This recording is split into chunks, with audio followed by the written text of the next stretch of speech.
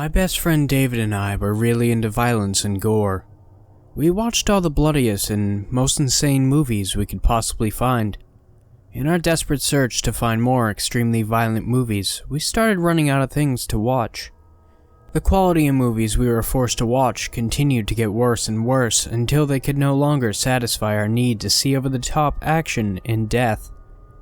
That is, until David came up with what he thought was a genius idea. Everything we were watching was fake.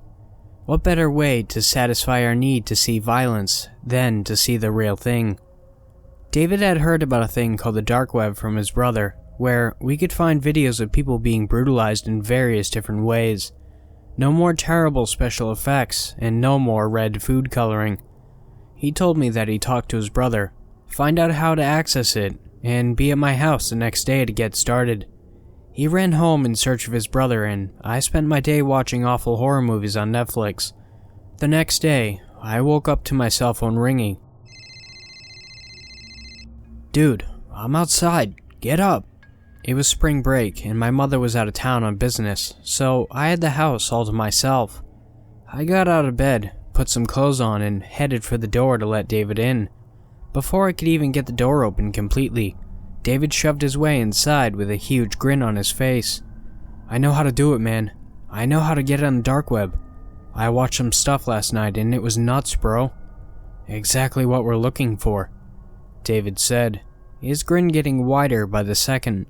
"Sounds good, man. Let's get started," I said, wiping the crust from my eyes and following David as he led the way back to my room.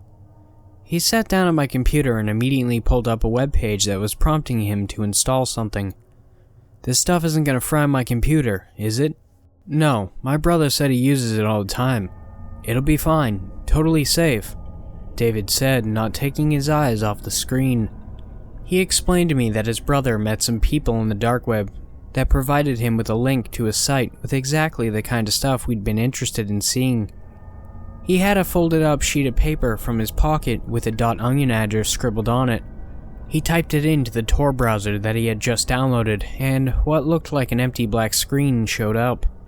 I thought he might have typed in the link incorrectly, but he started to move the cursor around the page slowly, until he discovered a little blue hyperlink that read "Enter at your own risk." David clicked on the link and the site took a minute to load up. When the web page finally opened, the background was black, and all the words were in red. In big letters at the top of the page, it said, "Mercy Kill." Dismembered arms and legs that had blood dripping from each of them formed together to create the letters. Underneath the title was the website of a horizontal bar of categories to choose from: torture, kidnapping, animals, and the list went on. There was also a submit button, which I assumed was how many people uploaded their videos onto the website. After looking over the categories for a bit, we found one that we thought would have what we were looking for. We clicked on murder. Once again, the page took quite a while to load. When it did, there were 3 black boxes one after the other, with titles under each of them. There were play buttons hovering in the middle of each box. The title of the first video was "This Little Piggy Went Home," followed by "Take Me Out to the Ball Game" and "Russian Roulette with a Twist." The videos had no preview screen or thumbnail, so we had no idea what we were in for before clicking play. David decided to click on Russian Roulette first. It seemed like the safest bet since we know what Russian Roulette is. The video buffered for a moment and then began. In this video, there was a man sitting in a chair. The room had white tile floor, and a white sheet hung behind the man. There was a white table in front of him with 6 handguns laid out on top of it. The man was wearing only boxer briefs and was covered in sweat. He had one hand tied to the chair, but the other one was free. He looked young, but was definitely older than us, and he was very skinny, like he hadn't eaten in weeks. We saw the man's mouth move, but there was no sound. David quickly turned my computer speakers on, and we could hear a man speaking. "A game. There are 6 guns on the table. One of them has a bullet in it. The rest of them do not. Pick one, put it in your mouth, and pull the trigger. Choose correctly, and I'll let you go," a voice said from behind the camera. The man in the chair reached out with his shaky free hand and grabbed the gun in the middle of the table. He brought the gun to his face, stared down the barrel, then closed his eyes. He whispered something inaudible to himself, put the gun in his mouth, and pulled the trigger. The sound that emitted from my speakers almost made my heart leap out of my chest. The sheet behind the man was sprayed with blood and brain matter. His head whipped back and then forward, quickly slamming into the table with a loud bang. Soon, the white tabletop had run red with blood. From behind the camera, we could hear the other man chuckling to himself, escalating slowly into a loud, maniacal laugh. He finally walked out in front of the camera. He had his back turned to the camera and walked over to the table and began removing the clips from each of the remaining handguns. He gathered them all in his hands and brought them up close for the camera. The man was bald and had a plain white face mask on. He showed us the tops of the clips, and there was a bullet loaded in every one of them. "I lied," he yelled, before returning to his loud, villainous laughter. The man in the mask walked back over to the body and ran his hand through the dead man's hair slowly. He then placed his finger inside the hole the bullet had left in the back of the man's head with a disgusting squishing noise. That was the end of the video. Although I was a little shocked by the gruesomeness of the video, it was exactly what we were looking for. I felt sympathy for the people being killed in these videos, but I just tried to convince myself that these were just very high quality films. We continued to watch the other two videos. This Little Piggy Went Home consisted of a woman strapped to a metal table, getting each of her toes cut off with pliers, one by one, and having them fed to her by an obese, naked man, while her mouth was held open by a dental mouth opener. Take Me Out to the Ball Game was a video of a man in a baseball uniform who was bound to a wooden chair. He looked like he had already been severely beaten. There were two men, each with a baseball bat in hand, standing in front of him in what looked like some sort of shed. "You like touching little boys, huh?" one of the men yelled at the tied-up man. The man in the uniform began to say something when one of the other men brought a baseball bat down with incredible force onto the man's crotch. The uniformed man began crying out in an unspeakable pain as the other two men continued to hit him with ferocious swings in the kneecaps and stomach. Finally, when the man was beaten to the point of near unconsciousness, they decided to put him out of his misery. They both hit him one time as hard as they could on the head. I could hear the crushing blows connect with his skull.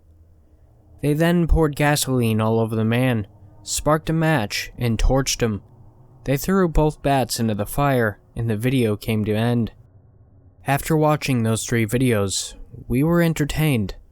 David began to scroll down to bring in the next three, when a small ad appeared in the bottom right of the screen. "Would you like to subscribe for exclusive daily videos for free?" read the out-of-place looking ad. There were two buttons that showed up when David brought the cursor over the ad. Yes or no. Before I could say anything, David had already selected yes. Another window loaded up and it had two blank bars to enter a home address and an email address. David began to type my email address when I spun him around in the chair to face me. "What the hell are you doing? Are you crazy?" I said. "Come on, man. Exclusive videos? That sounds sick," David said with the same stupid grin he had on his face when he walked in earlier. "If you want to sign up, use your email and address. I don't want my info posted somewhere on there." "Whatever, man," David said, closing out of the window. Just when we were about to continue watching more videos, there was a knock at the door. David seemed to pay it no mind, and continued scrolling through the webpage. I got up and headed to the front door. When I opened the door, it was David's mother looking a bit frustrated. "Hey Anthony, is David here?" she said with a smile, even though I could tell that she was upset with David about something. I figured she might have found out from his brother that he was messing around in the dark web. "Yeah, I'll go get him for you," I said, gesturing her to come in and heading back towards my room. I opened the door once again and he didn't seem to notice me. When I put my hand on his shoulder, he got startled and jumped. "Hey man, your mom is here and she doesn't seem happy," I said as David spun around in his chair. "Damn snitch," David said under his breath, confirming my suspicions. "Well, I'll see you later." We did our handshake and I walked him out. His mother had gone back outside to wait for him in the car. I waved goodbye to them and off they went. When I got back to my room, I saw that David had closed out everything on my computer, and I hadn't watched him closely enough to know how to open it back up myself. I decided to grab a bowl of cereal and hang out watching YouTube for the rest of the day. About 2 hours after David left my house, I received a new email notification on my phone. I selected the app and I saw that the email had nothing in the subject line and was sent from an encrypted email. Upon opening the email, I was greeted with bold red letters that said, "Congratulations. Thank you for subscribing to our daily exclusive videos. You will be sent an exclusive video from one of our users every day. You are free to unsubscribe at any time. Estimated delivery is tomorrow by 6 p.m. Damn it, I said out loud to myself. David had signed me up while I was out of the room. Now my email and address could be floating anywhere around in the dark web for anyone to see. What the hell was going to be delivered tomorrow? I thought it was just videos. Why can't they email them to me? I texted David calling him an ass for doing something so stupid without my permission, but I didn't receive a response. Eventually, I got over it and continued my day as usual. I stayed up late playing video games with a couple of my other friends and eventually headed to bed. The next day, I woke up around 3 p.m. I texted David to see if he wanted to come over and watch some more videos. I was hoping he would say yes so he could teach me how to access the webpage on my own, but again, he didn't answer. I figured his mother took his phone away to punish him. My mother had left a list of things for me to do around the house, and one of them was check the mail every day. I walked outside to the end of the driveway, and took a quick look around when I saw an ambulance and 2 cop cars parked in front of a house a few doors down. I could see some yellow caution tape, but everything beyond it was blocked by a car. I didn't know who lived in that house, but I hoped everything was alright. I pulled open the mailbox, and inside there was a single black envelope with the letters MK stamped in red on the top right corner. I had completely forgotten that I was expecting a delivery from the website today. I went back inside and tore open the envelope, which contained a small USB drive. I took the USB to my room and debated whether it was worth the risk to plug it into my computer or not. After a few seconds of thinking, I decided to plug it in. When I did, a folder opened up on my computer with an MP4 file inside named Honey, I'm Home. I double-clicked the file and my media player began playing the video. The video was dark and fuzzy with no sound. I could see a faint light slowly start illuminating the video, which I soon realized was the car's headlights. Once the headlights got closer, I noticed that I was looking at a driveway to a home. I could see the corner of the garage door at the bottom right of the video. The camera was hung above the garage and was angled down in order to see anyone who could be approaching the house. The headlights continued to get brighter and brighter until the car pulled into the driveway. It was a large black Cadillac SUV. It parked and the headlights shut off, making the video look much darker, but I could still see well enough. The door to the SUV popped open, and a man wearing a suit got out of the vehicle. I could barely see his face, but I could tell that he was a middle-aged man who obviously had a good-paying job. He closed the driver's side door and opened the back door.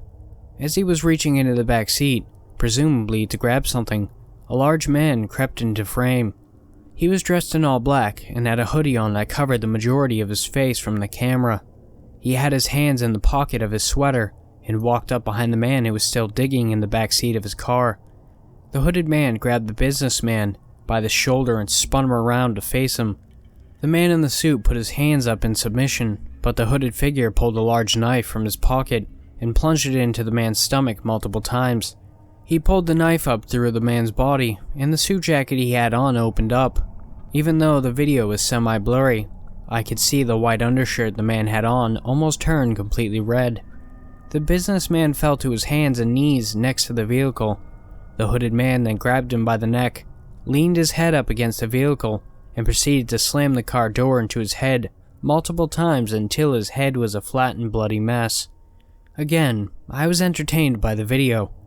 It was actually easier to detach myself from this poor guy because the camera quality was not very good, and I couldn't see the expressions on his face. I texted David to let him know that the exclusive video had come in. No response. I pulled the USB out of my computer and set it on my desk. I made myself a microwave dinner and turned on the TV. I almost never watch TV, and the last thing my mom watched before she left was the news, so that's what came on. The banner below the news anchor read, "Man brutally murdered in front of house." I remembered the cop cars and the ambulance that I had seen earlier, and knew that must have been where the killing happened. It wasn't until the news anchor went into detail that I came into a terrifying realization. A man was found dead in his driveway late last night with multiple stab wounds and massive blunt force trauma to the head.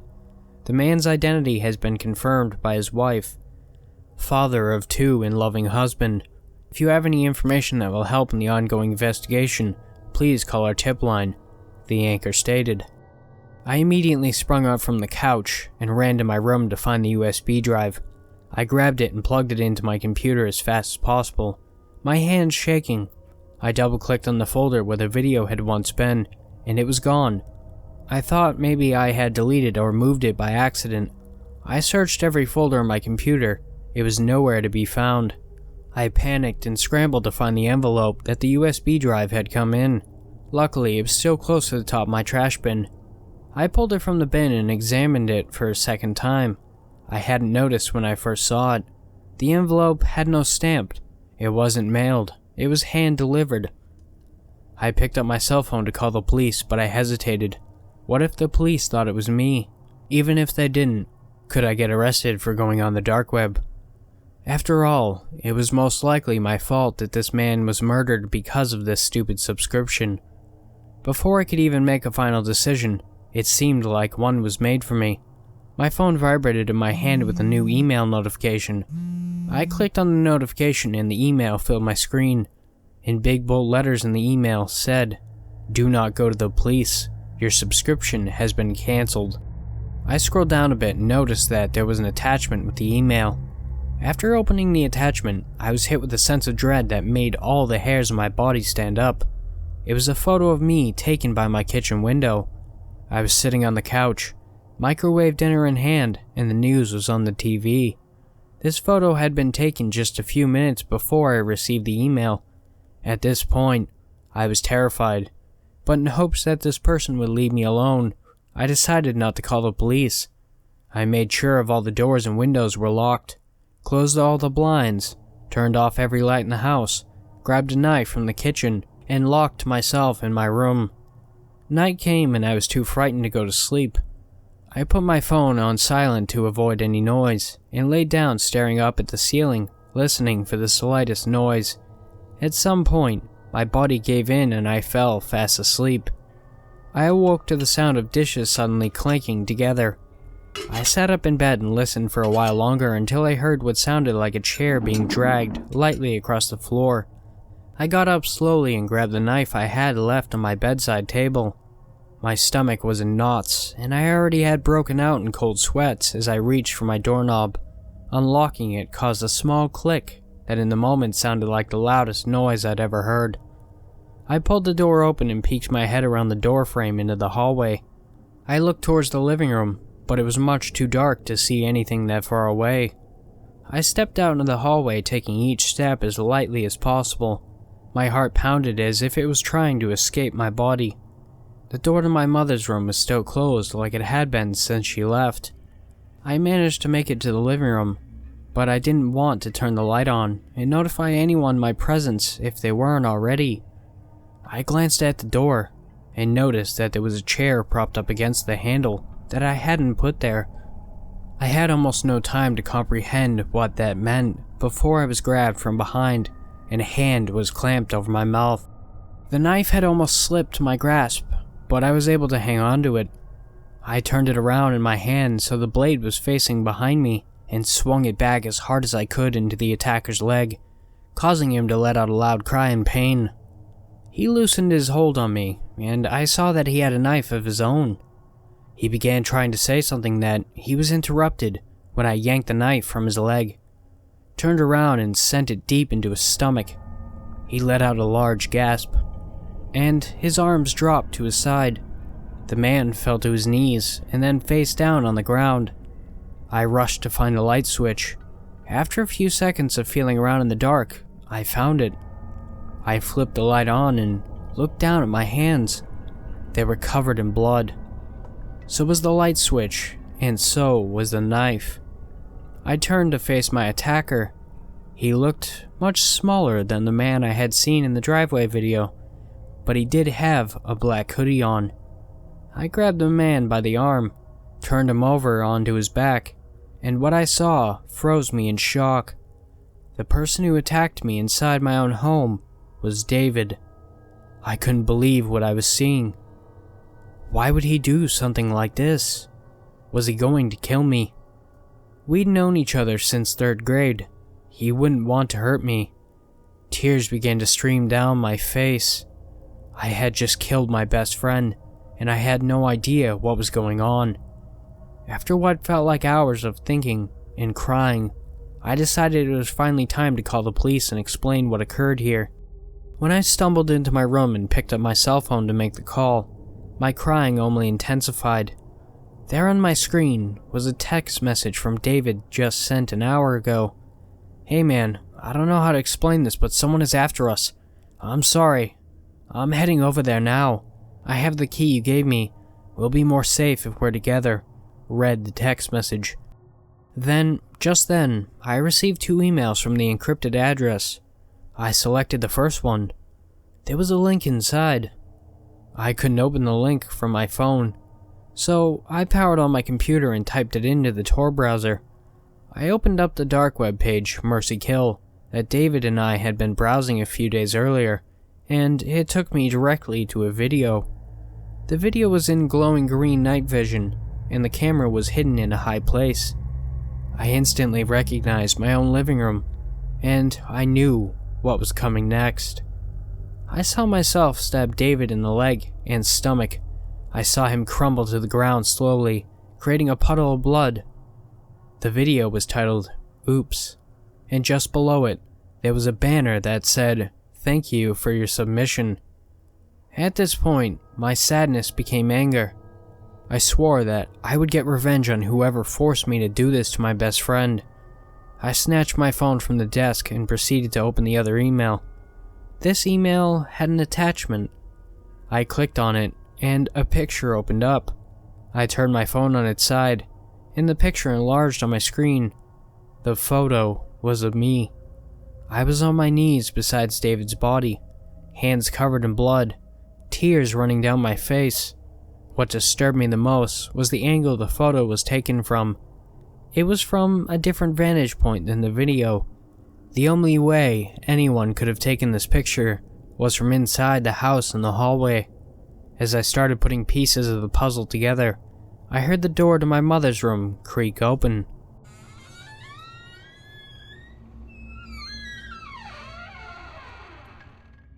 Thanks for watching, Wolfpack. If you want to submit your story, my email and subreddit will be in the description below. And also, if you're not subscribed, please do if you want.